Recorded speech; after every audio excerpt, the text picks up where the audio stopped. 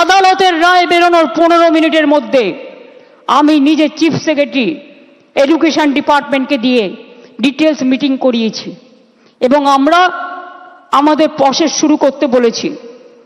আদালতের রায় বেরোনোর 2 ঘন্টার মধ্যেই চিঠি পাঠানো হয়েছে কমিশনকে।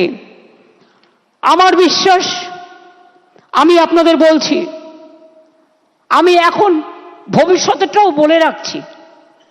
ধরুন ক্লারিফিকেশনে বলে দিল না, চাকরি করা যাবে না যতক্ষণ পর্যন্ত ফ্রেশ অ্যাপয়েন্টমেন্ট হবে না। আমায় দুটো দিক ভেবে রাখতে হচ্ছে, কোনটা মাইনাস হতে পারে, কোনটা প্লাস হতে পারে। ইফ ইট ইজ মাইনাস, তাহলে আমরা কি করব?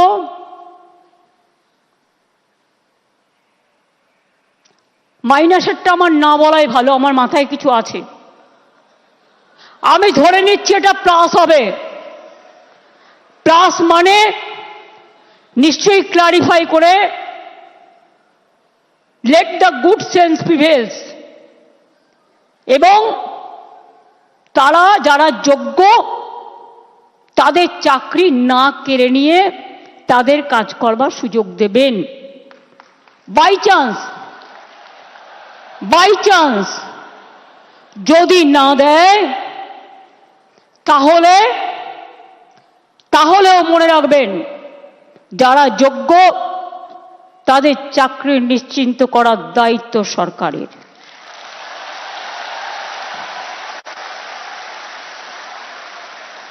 পরিষ্কার বলছি, কোনো রাগঢাক নেই। সুপ্রিম কোর্টের আইন অনুযায়ী করব। কিভাবে করব? যখন কেউ পথ দেখায়, পথের মধ্যেই পথ খুঁজে নেয়। পথে চলতে গেলে গর্ত আসতে পারে, পথে চলতে গেলে কিছু রাস্তা ভাঙা থাকতে পারে, বাট ভাঙা রাস্তা পেরিয়েই মানুষকে এগিয়ে যেতে হয় সফল রাস্তায়। এবং তাই মনে রাখবেন, আমাদের plan A ready, B ready, C ready, D ready and E ready. মনে রাখবেন, এই যোগ্য টিচারদের চাকরি যাতে কোনোভাবে না যায়। যদি বলে তোমাকে 2 মাসে প্রসেস করতে হবে, আপনাদের তো কেউ চাকরি টার্মিনেট করেনি এখনো পর্যন্ত, করেছে কি? কোনো নোটিশ পেয়েছেন? আপনার বিরুদ্ধে দুর্নীতি না যদি প্রমাণ করতে পারে, তো কি আপনাকে কেউ যেতে বারণ করেছে? যান না, আপনি আপনার কাজ করুন না। আপনার কাজ কে বারণ করেছে? আপনারা বাচ্চাদের শিক্ষা দেবেন না? আপনারা বাচ্চাদের পড়াবেন না? আপনারা স্কুলগুলোতে ক্লাস করবেন না? হ্যাঁ, তখন যদি সুপ্রিম ভলেন্টারিলি সার্ভিস কিন্তু সবাই দিতে পারে, সেখানে কিন্তু আটকাবার কোনো জায়গা নেই কারো। সেখানে কি করে আপনাদের চলবে? ধরুন ধরে নিলাম ওরা করলো না, বলল না হবে না, তখন আমি কি করব? তখন আমি এডুকেশন ডিপার্টমেন্টকে রিকোয়েস্ট করতে পারি। কি রিকোয়েস্ট? এটা আমরা লিগাল আলোচনা করেই বলছি যে 2 মাস বলেছে তো, 3 মাসের মধ্যে প্রসেস কমপ্লিট করতে হবে। যারা চাকরি করছেন, দাঁড়া, আরে ভাই, আমি মাইনাসটা তো বলে রাখবো। ধরুন যদি না করে সুপ্রিম কোর্ট, তাহলেও মনে রাখবেন অল্টারনেটিভ যা করার আমরা করব। এবং সেক্ষেত্রে আপনারা যাতে আবার চাকরি ফিরে পান, তার ব্যবস্থা প্রসেসের মধ্যে দিয়েই 2 মাসের মধ্যেই কমপ্লিট হবে এবং আপনাদের চাকরি ব্রেক হবে না। কারণ আপনার এক্সপিরিয়েন্স এবং অ্যাডিশনাল কনসেশন আপনারা পাবেন যারা 10 বছর ধরে চাকরি করছেন। এটা মাথায় রাখবেন।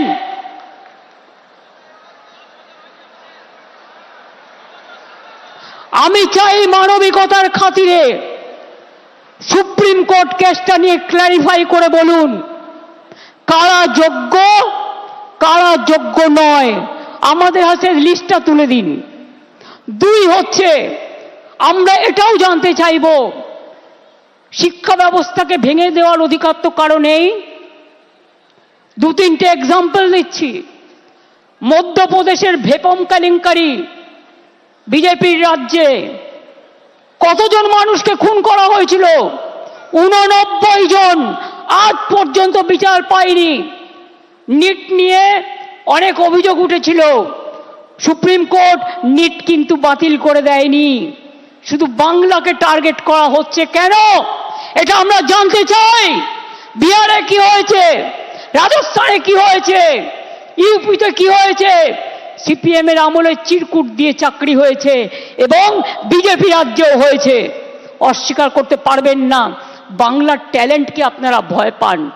কাজেই আজকে আমি এ কথা বলতে এসেছি, দুটো ভাগ এই পর্যায়ের, একটা যোগ্য আর একটা অযোগ্য। যোগ্যদের চাকরি যাতে যোগ্যরা ফিরে পায় মর্যাদার সাথে, সম্মানের সাথে, আমরা প্রথমে ক্ল্যারিটি চাইব। যদি ক্ল্যারিটি সুপ্রিম কোর্ট ক্লিয়ার করে দেয় আমরা সকলে গ্রেটফুল থাকব, আর যদি না করে তখন আমাদের রাস্তা থেকেই আমরা রাস্তা বের করে নিয়ে আপনাদের পাশে দাঁড়াবো, যাতে আপনাদের কোনো অসুবিধে না হয়। 2 মাস সাফার করলে 20 বছর সাফার করতে হবে না, আর ওই 2 মাসও পুষিয়ে দেবো। এটা মনে রাখবেন, আমার জীবনে কথা মানে কথা। আমি যদি কাউকে কথা দিই আমি লাস্ট পর্যন্ত সেই কাজটা করে দেখাই।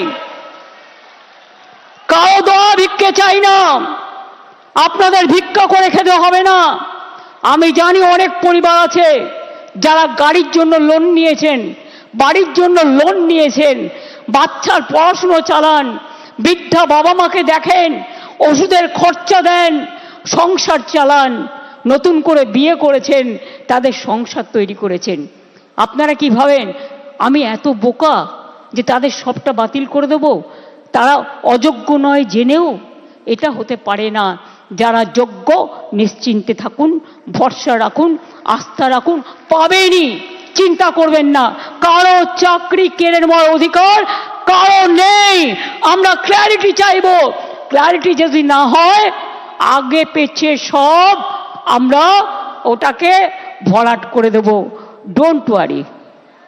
আপনারা পড়াশোনা করুন, আপনারা বাচ্চাদের মানুষ করুন, আপনারা সার্ভিসে যান, ভলেন্টারিলি সার্ভিস করুন। কেন আপনারা ভলেন্টারিলি করবেন? তার কারণ আমাদের সুপ্রিম কোর্টে ক্লারিফিকেশনের জন্য যেতে হচ্ছে বলে আইন মোতাবেক আমরা চাই আইন আপনাদের সুরাহা করুক। আর যারা রাস্তায় দাঁড়িয়ে চিৎকার করে আমায় গালাগালি দিচ্ছেন তাদের বলবো, আপনারা তো চারিদিকে লোক পুষে রেখেছেন, এই রায় তো আপনারা কলকাঠি নাড়েননি তো। মমতা ব্যানার্জিকে খাস্তা করতে গিয়ে মনে রাখবেন টিচারদের চাকরি কেড়ে নেবেন না, ওদের জীবন যৌবন কেড়ে নেবেন না, যোগ্যদের চাকরি কাড়বেন না, যোগ্য প্রার্থীদের অমর্যাদা করবেন না। মমতা ব্যানার্জিকে 1000 বার আপনারা মিথ্যে কথা বলতে পারেন, কুৎসা করতে পারেন, চক্রান্ত করতে পারেন। মনে রাখবেন সুস্থ বাঘের থেকেও আহত বাঘ আরো ভয়ঙ্কর। এই আঘাত আপনাদের আঘাত নয়, এই আঘাত আমার উপর মানসিকভাবে আঘাত, আমাদের সরকারকে আঘাত করেছে। এই আঘাতের প্রত্যুত্তর আমরা ফিরিয়ে দেব কাজের মধ্যে দিয়ে, সম্মানের মধ্যে দিয়ে, জীবন জীবিকার মধ্যে দিয়ে। চিন্তা করবেন না। আর কেউ কারো উস্কানি সুরে, প্ররোচনা শুনে প্লিজ দয়া করে প্ররোচিত হবেন না। মনে রাখবেন মাথার উপরে আমরা আছি, মামাটি মানুষের সরকার আছে, কারো প্রতি কোনো অবিচার আমরা করব না। এটা আমি কথা দিয়ে গেলাম, এটা আমি কথা দিয়ে গেলাম, এটা আমি কথা দিয়ে গেলাম। যারা বলছে 2026-এ করবেন, দাঁড়ান 1 সেকেন্ড আরেকটা শুনে নিন। ত্রিপুরায় 10,000 টিচারের চাকরি হয়ে গিয়েছিল কোর্টের জন্য। বিজেপির ম্যানিফেস্টে বলা হয়েছিল, প্রতিশ্রুতিতে প্রথমবার, এবার তো দ্বিতীয়বার এসছে, যে তারা জিতলে সব টিচারদের চাকরি ফিরিয়ে দেবে। দেয় তো নি, উপরন্তু যারা প্রতিবাদ করতে গিয়েছিল তাদের মাথাগুলো মেরে ফাটিয়ে দিয়েছে। সুতরাং মনে রাখবেন, এদের বিশ্বাস করবেন না। এরা দুমুখে কেউটে সাপ। আমরা এক নয়, এটা মাথায় রাখবেন। আম গাছে কখনো আমরা ফলে না, আর আমরা গাছে কখনো আম ফলে না, এটা মাথায় রাখবেন। এবং তাই এই কেসটাও আমরা লড়ব just like a royal Bengal tiger. আর আমি স্টুডেন্টদের বলবো, এই ডিপ্রাইভড টিচার অ্যাসোসিয়েশনের যারা আছে তারাও একটা গ্রুপ করে, আমরা যে লয়ারদের দিচ্ছি তারাও যদি মনে করেন তারা কনসাল্টিং প্রসেসে থাকবেন তাদের স্যাটিসফ্যাকশনের জন্য, আমি এডুকেশন মিনিস্টার এবং সেক্রেটারি এবং চিফ সেক্রেটারি এখানে আছে, তাদের রিকোয়েস্ট করব ওদের থেকেও একটা স্মল গ্রুপ তৈরি করে নাও। আর এদের আপনারা ডিপেন্ড করুন যাতে টাইম টু টাইম সঠিক মেসেজ আপনারা করতে পারেন। আমি এইটুকু বলবো, নিশ্চিন্তে থাকুন, ভরসা রাখুন। আগে আমাকে যোগ্যদেরটা ঠিক করতে দিন, আগে আমাকে যোগ্যদেরটা ঠিক করতে দিন, তারপরে আমি অন্য কথা বলবো। আমি আবার ডাকবো, আগে যোগ্যদেরটা হয়ে যাক, বাদ বাকি যারা থাকবেন, যাদের অযোগ্য বলা হচ্ছে তাদের বিরুদ্ধে কি কি এভিডেন্স আছে আমি দেখব। সত্যিই যদি এভিডেন্স প্রমাণিত হয় তারা অযোগ্য, তখন আমার কিছু হয়তো করার থাকবে না ওই ডিপার্টমেন্টে, কিন্তু সেটা নিয়ে আমরা আলোচনা করব পরে। আগে ফার্স্ট ফেজ যোগ্যদেরটা রক্ষা করা, সেকেন্ড ফেজ কাকে অযোগ্য বলেছে, কেন বলেছে, কি কারণে বলেছে, কোন এজেন্সি তদন্ত করেছে, কি কি কাগজপত্র আছে, টোটালটা দেখব। তারপরে তাদের নিয়ে আমি আলাদা করে মিটিং করে আমাদের কথা বলবো। আমার মনে হয় আপনারা নিশ্চিন্তে থাকুন, চিন্তা করবেন না এবং যোগ্য অযোগ্যের মধ্যে গন্ডগোল লাগাবেন না। ভাই ঠিক আছে, ঠিক আছে, যে কেউ অ্যাপ্লিকেশন দিতে পারেন। আমি এটাই বলবো, নিশ্চিন্তভাবে আপনারা বাচ্চাদের শিক্ষা দিন এবং যোগ্যরা যারা আছেন শিক্ষা দিন, শিক্ষিত করুন। বাদবাকি যারা আছেন আমি বলেছি তো পরে কথা বলবো, তাদের সাথেও যখন সুযোগ হবে আমি নিশ্চয়ই তাদের কথা শুনবো। এবং ফার্স্ট আমাকে তদন্তটা করতে দিন, ফার্স্ট আমাদের তদন্তটা করতে দিন। আমরা দেখতে চাই, শুনুন, পথ যখন হারিয়ে যায় নতুন পথ একটা খুঁজে পাওয়া যায়। কাজেই দুটো পথই আমাদের কাছে, আমরা ক্লারিফিকেশন চাইব, আইনের ধারা অনুযায়ী কাজ করব, আইন মোতাবেক কাজ করব। বাট কারো চাকরি যাওয়াটা আমাদের ধর্ম নয়, চাকরি ফিরিয়ে দেওয়াটা, চাকরি করে দেওয়াটা আমাদের ধর্ম। আমি এইটুকু বলে আমি আশা করব শিক্ষক শিক্ষিকারা তাদের কাজে তারা যেমনভাবে কাজ করছেন তারা কাজ করবেন, তাদের যেন কোনো রকমভাবে কোনো অসুবিধে না হয়। শিক্ষক না হলে আমার শিক্ষা ক্ষেত্রটাই টোটাল কোলাপস করে যাবে, বাচ্চারা পড়াশোনা করতে পারবে না। অনেকে খাতা দেখছেন, তারা খাতা দেখতে পাচ্ছে না। ভাই দাঁড়াও, তুমি কি অযোগ্য লিস্টে আছো? দাঁড়াও, তুমি কি অযোগ্য লিস্টে আছো?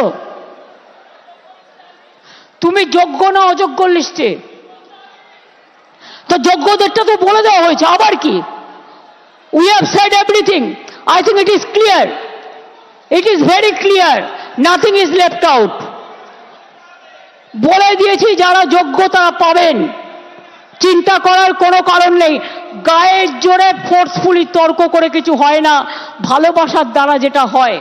তাই আপনাদের বলবো, এরপরেও যদি কারো কিছু বলার থাকে, আপনারা যে স্মল গ্রুপ আমরা তৈরি করে দিচ্ছি তাদের মাধ্যমে এডুকেশন মিনিস্টারকে মিট করে কথা বলুন। আমি যোগ্যদের চাকরি কাড়ব না, যেমন করেই হোক কোনো না কোনো ব্যবস্থা করে দেব, আমি এটুকু আপনাদের বলতে পারি। চিন্তা করবেন না, আগে কোর্টে যাব, কোর্টে গিয়ে কোর্টের সিদ্ধান্ত জানব, কোর্টে ক্লারিফিকেশন নেব, তারপরে কি ব্যাপার, কি ব্যাপার ওটা তো আমি আইনের ব্যাখ্যা বললাম।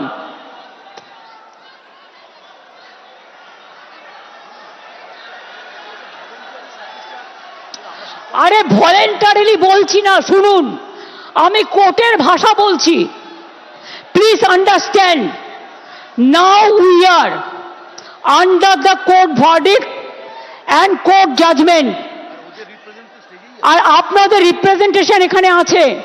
আমি কেন বলছি, কোর্ট আমায় বলতে পারে আমি বাতিল করলাম, তুমি ওদের কেন যেতে বলছো?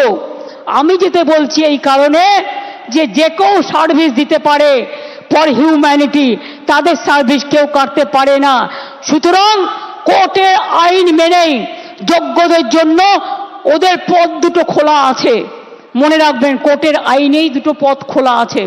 সেই পথ খোলা থেকে আমরা আপনাদের ব্যবস্থা করে দেব যাতে কেউ চাকরি না হারান। প্লিজ আন্ডারস্ট্যান্ড, আমাদের কোর্টের অর্ডারও মানতে হবে, কোর্টে ক্লারিফিকেশনও চাইতে হবে, রিভিউ পিটিশনও করতে হবে। সেই জন্য বলছি, যতক্ষণ পর্যন্ত রিভিউ পিটিশনটা ক্লিয়ারেন্স না হচ্ছে আপনারা আপনাদের কাজ তো করতে পারেন। কে বাধা দিয়েছে? আপনাদের তো গভর্নমেন্ট থেকে টার্মিনেট লেটার দেয়নি। So why you are asking me? Don't repeat this question না, এটা আপনার মাইনাস হতে পারে। বুদ্ধি খরচ করুন, বুদ্ধিমানেরা বুদ্ধি খরচ করে, বুদ্ধি খরচ করে কাজ করুন।